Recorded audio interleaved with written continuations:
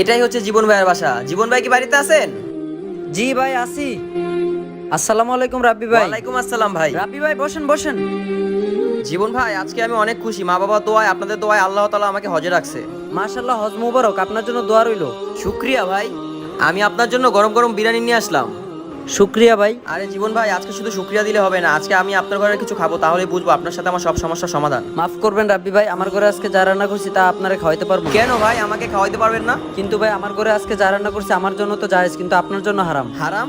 এমন কি রান্না করছেন ভাই আপনার ঘরে যে আপনার জন্য জায়েজ, আমার জন্য হারাম? কারণ ভাই আপনিও মুসলমান, আমিও তো মুসলমান। ভাই আজকে 5 দিন ধরে আমার ঘরে রান্না করার মতো কিছুই ছিল না, তাই মরা পশুর মাংস পাকাইছি। আমার জন্য তো এটা জায়েজ, কিন্তু আপনার জন্য হারাম। কি? হায় আল্লাহ, আমার থেকে কত বড় ভুল হয়ে গেছিল। আমার প্রতিবেশী ক্ষুধার্ত মরে আর আমি হজে যেতেছি। ভাই আপনি কোনো টেনশন করবেন না, আমি এই বছর হজে যাব না। আমার হজের টাকাগুলো আমি আপনাকে দিব। নতুন কোনো ব্যবসা শুরু করবেন, সেটাতে ফ্যামিলির খেয়াল রাখবেন। ভিডিওটি যদি ভালো লাগে তাহলে কমেন্টে অবশ্যই মাশাআল্লাহ লিখবেন।